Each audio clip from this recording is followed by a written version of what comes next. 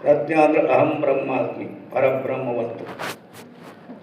ಈ ಪರಬ್ರಹ್ಮ ಸ್ವರೂಪ ಅನ್ನುವಂಥದ್ದು ಅದು ಎಲ್ಲಿ ತೋರ್ತದೆ? ಅದು ವೃತ್ತಿಯೇ. ಅಹಂ ಬ್ರಹ್ಮಾಸ್ಮಿಯ ವೃತ್ತಿ ಸಹಿತ ಕಾರ್ಯ ಸಹಿತ ಜ್ಞಾನಕಾರಿ ವೃತ್ತಿ, ಪರಮಾನಂದಕ್ಕೆ ವೃತ್ತಿ.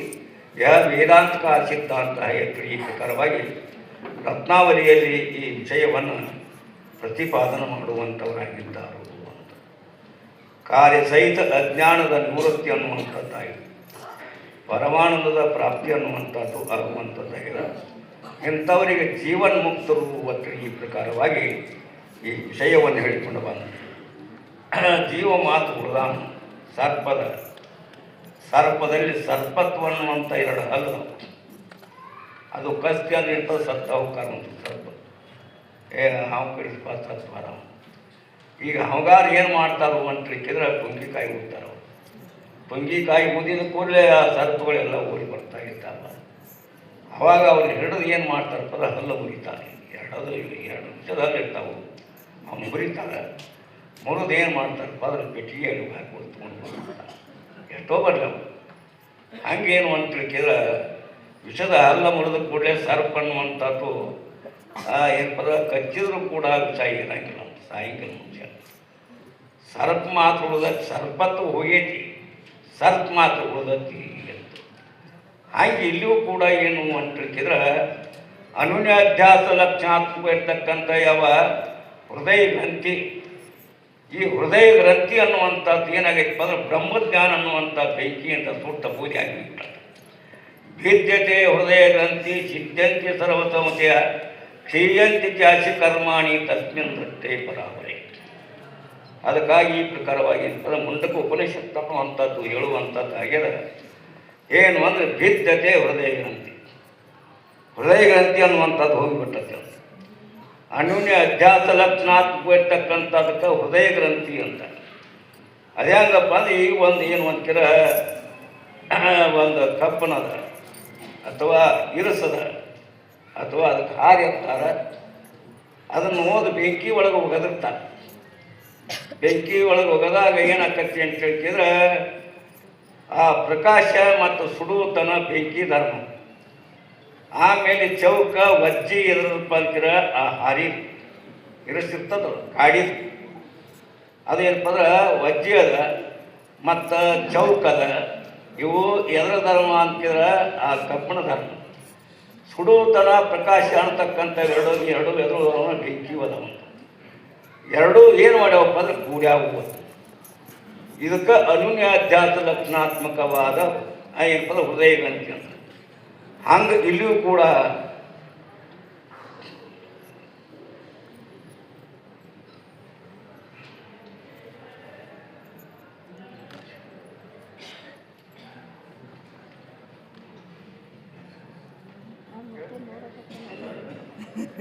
ನೋಡ್ರಿ,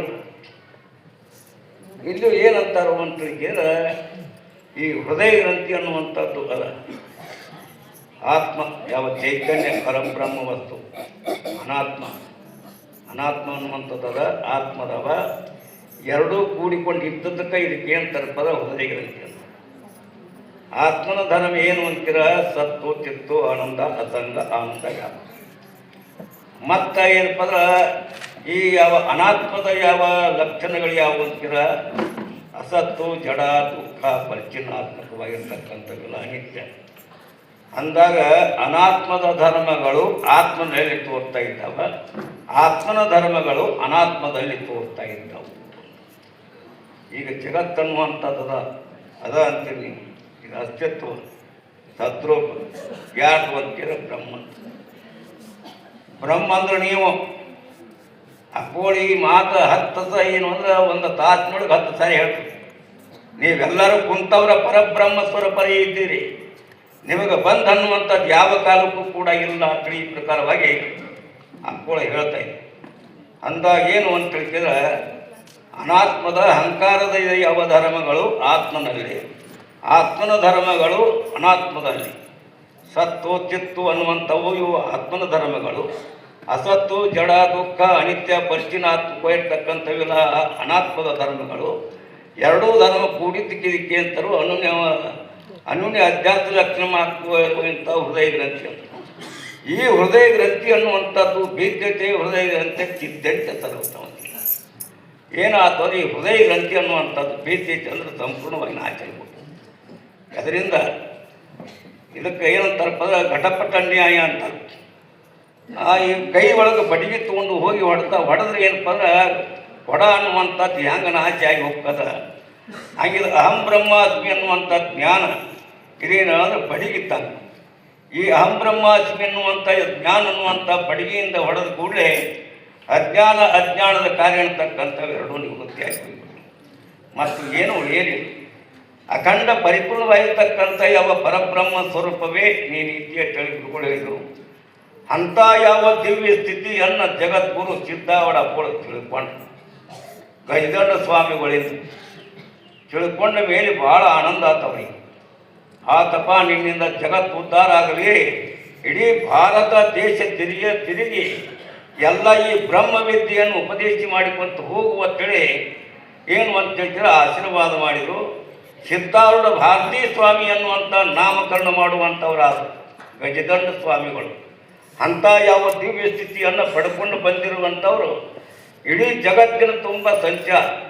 ಒಂದೊಂದು ದಿವಸದಾಗ 10 ಮಂದಿ 15 ಮಂದಿ ಪಂಡಿತರು ಭೇಟಿಯಾಗ್ತಾರೆ. ಅವರು ಯಾವ ಸಂಚಾರದೊಳಗೆ ಎಲ್ಲರಿಗೂ ಕೂಡ ಉತ್ತರವನ್ನು ಕೊಡುವಂಥವ್ರು ಇರು. ಪುರಾಣ ನೋಡ್ರಿ ನೀವು, ಪುರಾಣ ಸಿದ್ಧಾರೂಢರು ಶಿವದಾಸರ ಮಾಡಿದ್ದು ಅದರೊಳಗೆ ಎಲ್ಲ ಕೊಟ್ಟಾರೆ. ಎಲ್ಲೆಲ್ಲಿ ಸಂಚಾರ ಮಾಡ್ತಾರೆ ಅಲ್ಲೆಲ್ಲ ಇರ್ತದೆ ಪಂಡಿತರು ಬಂದು ಪ್ರಶ್ನೆ ಮಾಡ್ತಾರೆ ಸಿದ್ಧಾವಡಿಗೆ. ಯಾವ ಪ್ರಶ್ನೆ ಇದ್ರೂ ಕೂಡ ಅದಕ್ಕೆ ಉತ್ತರ ಅನ್ನುವಂಥದ್ದು ಕೊಟ್ಟು ಜಗತ್ತಿನ ತುಂಬ ಸಂಚಾರ ಮಾಡಿ ಹೊಳ್ಳಿ ಬಂದು ಡುಮಗೇರಿ ಕಟ್ಟಿ ಮೇಲೆ ಕುಂತುಬಿಟ್ರು. ಇಲ್ಲೇ ಹುಬ್ಬಳ್ಳಿ ಒಳಗೆ ಡುಮಗೇರಿ ಕಟ್ಟಿ ಮೇಲೆ ಬಂದು ಕುಂಡ್ರುವಂಥವ್ರು ಆದರು. ಎಲ್ಲಿ ಕುಂಡಿರ್ತಾರೋ ಅಲ್ಲೇ ಸಮಾಧಿ, ಎಲ್ಲಿ ಕುಂಡಿರ್ತಾರೆ ಎಲ್ಲಿ ನಿಂದಿರ್ತಾರೋ ಅಲ್ಲೇ ಸಮಾಧಿ ಸ್ಥಿತಿ. ಅವಧೂತರು ವೃತ್ತಿ ಹೊರಗಿಲ್ಲ, ಊಟದ ಕಡೆ ಲಕ್ಷಿಲ್ಲ, ಪರಬ್ರಹ್ಮ ಸ್ವರೂಪರೇ ತಾವು ಆಗಿರ್ತಕ್ಕಂಥವ್ರು.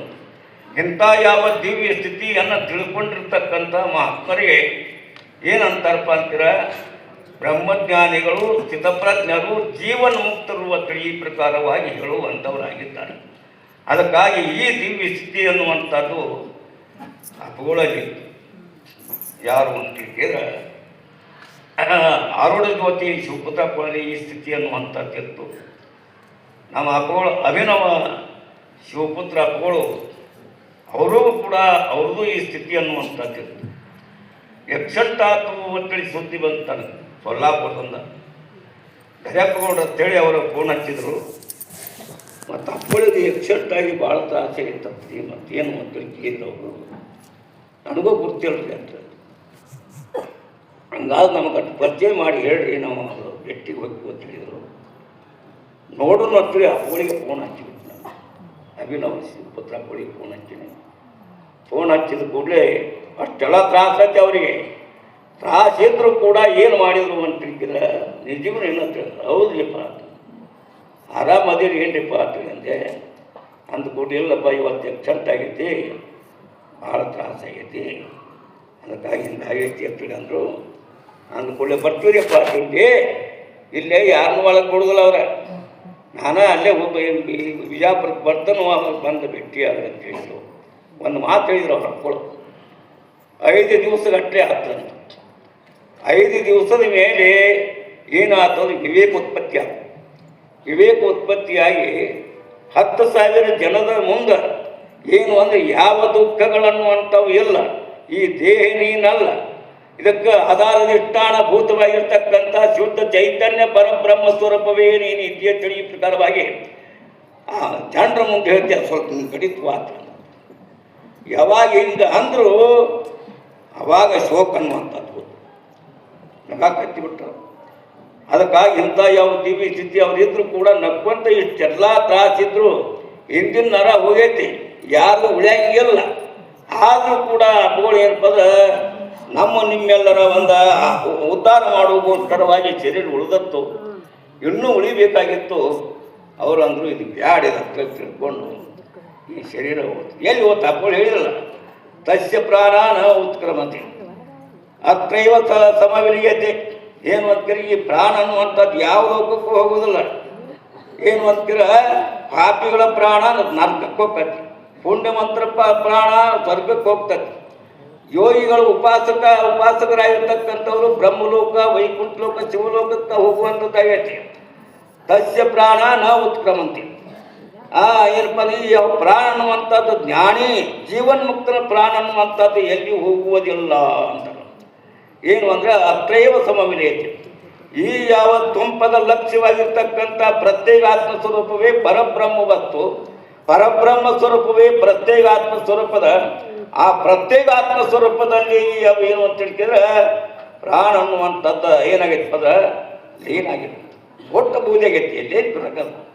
ಅದಕ್ಕಾಗಿ ನಸ ಪುನರಾವರ್ತತೆ ತಿಳಿಯ ಪ್ರಕಾರವಾಗಿ ಉಪದೇಶ ಮಾಡುವಂಥವರಾದರು ಅದಕ್ಕೆ ಭಾಳ ಸಂತೋಷ. ಅವನು ದೊಡ್ಡ ಮನುಷ್ಯ ಏನು ಹೇಳವಲ್ಲ ಆ ಕೋಳಿ ಹಾಕೋ ಹೇಳ ತಿಳಿಯೋದು ಏನು ತಪ್ಪಿರುತ್ತೆ ಅವರೇ ಏನು ಶುರು ಮಾಡ್ಕೊತಾರೆ. ಅದಕ್ಕಾಗಿ ಇಂಥ ಯಾವ ದಿವ್ಯ ಸ್ಥಿತಿಯನ್ನು ನಾವು ಬರೋದು ಒಂದಾಗಿ ಬಂದು ಆ ಕೋಳಿಗೆ ನಮಸ್ಕಾರ ಮಾಡಿ ಸುಮ್ಮನೆ ಕೂತು ಅದಕ್ಕಾಗಿ ಅಂಥ ದಿವ್ಯ ಸ್ಥಿತಿಯನ್ನು ತಿಳ್ಕೊಂಡು ಇಲ್ಲಿ ಬಂದಿವಾದ್ರೆ ನಮಗೆ ಸಮಾಜ ಹೆಚ್ಚು ಕೊಡ್ತಾರೆ, ಆನಂದವಾಗಿ ಇರ್ತಾಯಿದ್ವಿ. ಅಂಥ ದಿವ್ಯ ಸ್ಥಿತಿ ಕೊಟ್ಟಾರ. ಅದಕ್ಕಾಗಿ ಈ ವಾಕ್ಯಗಳು ಅಪರೂಪ ಅದು ಕಲ್ಪನೆ ಮಾಡಿ